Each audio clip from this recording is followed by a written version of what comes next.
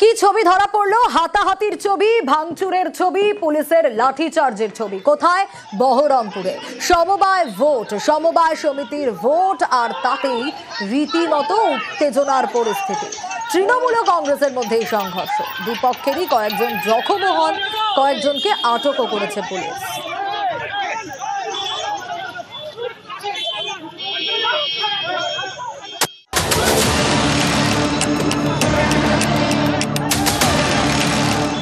সমবায় সমিতির ভোট ঘিরে তুলকালা,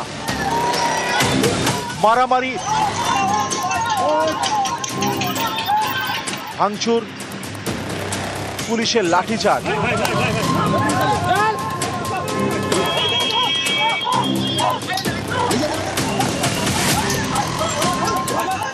সমবায় সমিতির ভোট ঘিরে উত্তেজনা মুর্শিদাবাদে।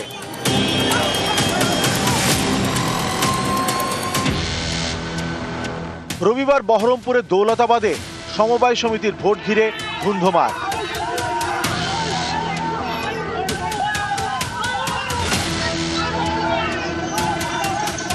সংঘর্ষে জড়ায় কংগ্রেস এবং তৃণমূল, মাটিতে ফেলে চলে মারধর।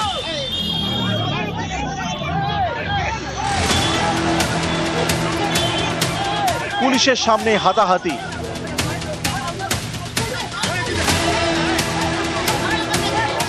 কেউ কেউ পুলিশের সঙ্গে বচসায় জড়ান। পরিস্থিতি নিয়ন্ত্রণে লাঠিচার্জ করে পুলিশ।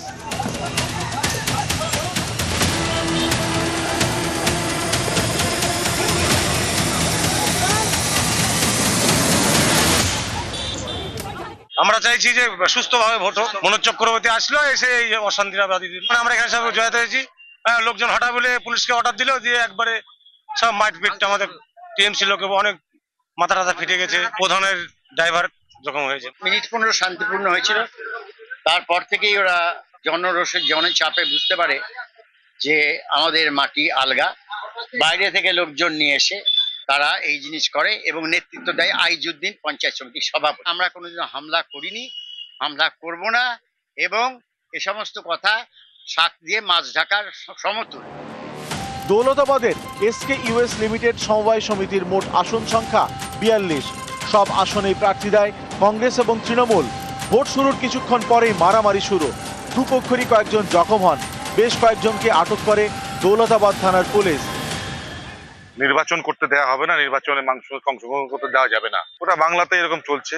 ঠিক স্বাভাবিকভাবে এখানে মহারাজপুর যে কৃষি উন্নয়ন সমিতি, সেখানেও নির্বাচন হচ্ছিল। তৃণমূলের দুষ্কৃতিকারীরা চেষ্টা করছে যাতে মানুষ ভোটে অংশগ্রহণ করতে না পারে। তারা পরিকল্পনা করে আমাদের যে টেন্ট, সেই টেন্টের চেয়ার টেবিল ভাঙচুর করেছে, আমাদের কংগ্রেসের কর্মীদেরকে মারধর করেছে। আমার মতো ব্যক্তি আমার বিধানসভা এলাকাতেও অনেক এইসব ব্যাপারে আছে, সমবায় আছে, সোসাইটি আছে। তো সেই সব নির্বাচনে আমরা কোনোদিন জোর খাটানোর কোনো প্রয়োজন হয়নি। তা হচ্ছে মানুষকে ভালোবেসে মানুষের এলাকার উন্নয়নের স্বার্থে এইসব নির্বাচনগুলো করতে হয়। কাজে উনি কেন সেখানে জোর খাটাচ্ছেন এই ব্যাপারে উনি ভালো বলতে পারবেন, আমি এই ব্যাপারে কোনো মন্তব্য করব না। সমবায় সমিতির ভোট ঘিরে এমন ধুন্ধুমার গত মার্চে দেখা গিয়েছিল পূর্ব মেদিনীপুরে। সমবায় সমিতির ভোট ঘিরে উত্তেজনা ছড়ায় কাঁথি, রামনগর এবং এগরায়। এর আগে গত বছরের ডিসেম্বরে কাঁথিতে সমবায় ব্যাংকের ভোটে কেন্দ্রীয় বাহিনী নামাতে হয়। সুপ্রিম কোর্টের নির্দেশে কন্টাই কোঅপারেটিভ ব্যাংকের ভোটে নামানো হয় আধা সেনা। এবার মুর্শিদাবাদের বহরমপুরের সমবায় সমিতির ভোট ঘিরে তুলকালাম। মুর্শিদাবাদ থেকে প্রণব বন্দ্যোপাধ্যায়, নিউজ 18 বাংলা।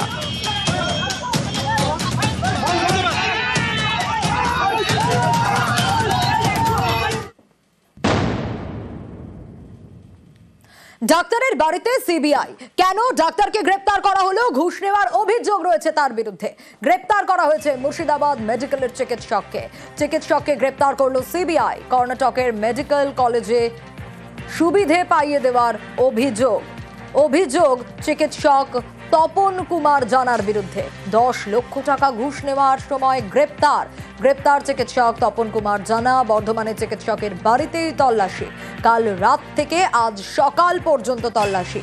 বাড়িতে উদ্ধার প্রায় 44 লক্ষ টাকা নগদ। চিকিৎসকের থেকে মোট 54 লক্ষ টাকা উদ্ধার হয়েছে। হিরে, সোনার গয়নাও বাজেয়াপ্ত করা হয়েছে। কম্পিউটারের হার্ড ডিস্ক, নথিপত্র বাজেয়াপ্ত। চিকিৎসকের স্ত্রী আরামবাগ মেডিকেলের রেডিওলজির অধ্যাপক। ধৃত চিকিৎসকের 3 দিনের সিবিআই হেফাজত।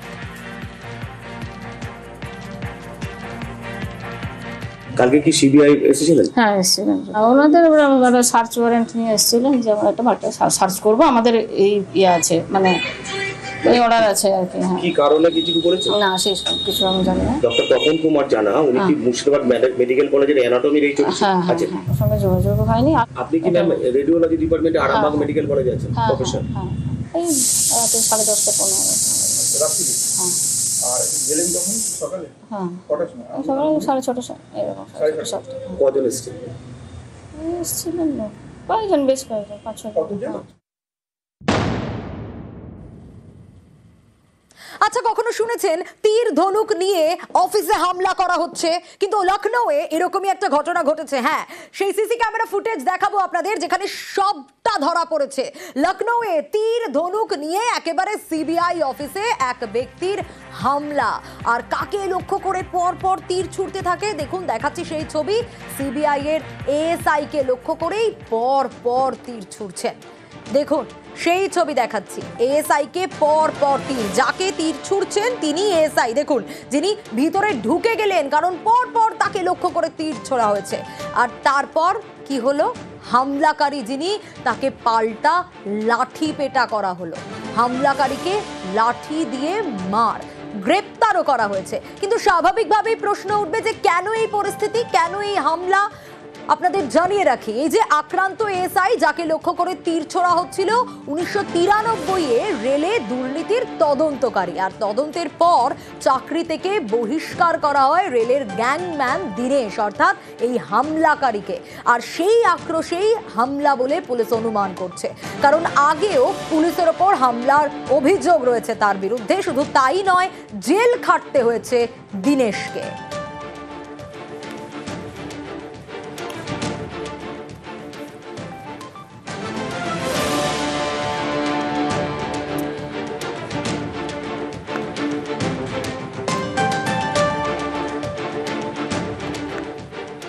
নজর রাখবো বীরভূমের দিকে। বীরভূমে তৃণমূলের মিছিল, রামপুরহাটে মিছিলে অনুব্রত কাজল।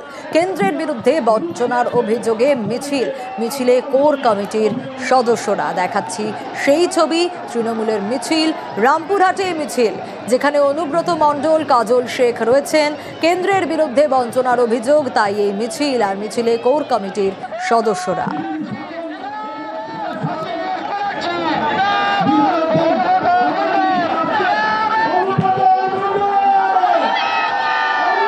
যে ছবি আপনাদের দেখাচ্ছি, রামপুরহাটের ছবি আপনারা দেখছেন, এবং মিছিলে তৃণমূলের কর্মী সমর্থকরা তো রয়েছেন অনুব্রত মণ্ডল, কাজল শেখ, ছবি দেখতে পাচ্ছেন আপনারা। শুধু তাই নয়, রয়েছেন কোর কমিটির সদস্যরা। কিন্তু কি কারণে এই মিছিল?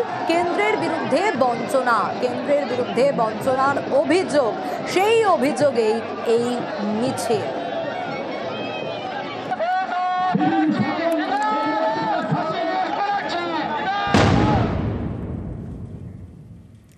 আলিপুরদুয়ারে নজর রাখবো, কারণ এবার আলিপুরদুয়ার শহরে মাস্টার প্ল্যান। জমা জলের সমস্যা মেটাতে উদ্যোগী সেচ দপ্তর। শহরের 2 প্রান্তের জন্য তৈরি হচ্ছে আলাদা আলাদা মাস্টার প্ল্যান। রবিবার এলাকা ঘুরে দেখেন সেচ দপ্তরের ইঞ্জিনিয়াররা।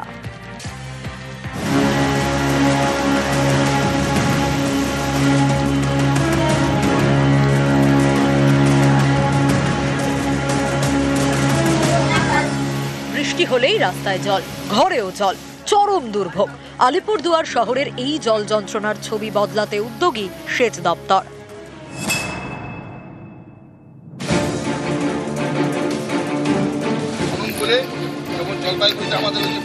আলিপুরদুয়ার শহরে জমা জলে দুর্ভোগ মেটাতে মাস্টার প্ল্যান তৈরি করছে সেচ দপ্তর। রবিবার শহরের বিভিন্ন এলাকা ঘুরে দেখেন সেচ দপ্তরের ইঞ্জিনিয়াররা। ইনান্ডেশনের সমস্যা আছে ওয়ার্ড নম্বর 10 আর 11, 3 ইঞ্জিনিয়ার আছে, এক্সিকিউটিভ ইঞ্জিনিয়ার এবং অ্যাসিস্ট্যান্ট ইঞ্জিনিয়ার আছে। আমরা দেখে নিলাম কোথায় কোথায় কি ইউনিট আছে। একটা রেলের লাইনের তলা দিয়ে আমাদের জলটা পাস করাতে হবে এবং সেই ড্রেনগুলো সংস্কারের প্রয়োজন আছে, সেটা আমরা দেখে নিলাম, সলিউশন আছে, আমরা দ্রুত একটা পরিকল্পনা নিব। বিশেষজ্ঞদের মতে আলিপুরদুয়ারের জল যন্ত্রণার বড় কারণ বেহাল নিকাশি। শহরের নিকাশির বড় ভরসা ডিমা, কালজানি এবং নোনাই নদী। এই 3 নদীতে মোট 14টি স্লুইস গেট রয়েছে। নদীগুলির নাব্যতা কমে যাওয়ায় বৃষ্টির জল বেরোতে পারে না। এর জেরে আলিপুরদুয়ারে জল জমে যায়। ট্রেনটা ছোট, মানে সব ড্রেনের জল বাড়িতে উঠে। হ্যাঁ, নদীর থেকে আসে, এই লাইনটা থেকে আসে, উল্টা পাশে আবার নদীর থেকে জল ঢুকে, জল হয় বাড়ির ভিতরে। ওই দিনের মুকুলি আটকা আছে। হ্যাঁ, এই কাজটা হলে ভালো হয়। এই শহরকে পূর্ব পশ্চিমে ভাগ করেছে আলিপুরদুয়ার কোচবিহার রেল লাইন। এই পূর্ব এবং পশ্চিম দিকের নিকাশির জন্য আলাদা আলাদা মাস্টার প্ল্যান তৈরি করছে সেচ দপ্তর। আলাদা আলাদা ইঞ্জিনিয়ারদের দায়িত্ব দেওয়া হয়েছে। নিকাশির জন্য আলাদা আলাদা পরিকল্পনাও করা হয়েছে। পূর্ব দিকে নোনাই নদীতে বিকল্প নিকাশি নালা তৈরি হবে। এছাড়া শোভাগঞ্জ এলাকায় কালজানি নদীর কাছে তৈরি হবে স্লুইস গেট। রেল লাইনের পশ্চিমে কালীবাড়ি স্লুইস গেটে হবে অত্যাধুনিক পাম্প হাউস। বিভিন্ন জায়গার নিকাশি নালা চওড়া করা হবে। ডিমা নদীর সঙ্গে যুক্ত ঝিলের চারদিকে গার্ডওয়াল দেওয়া হবে।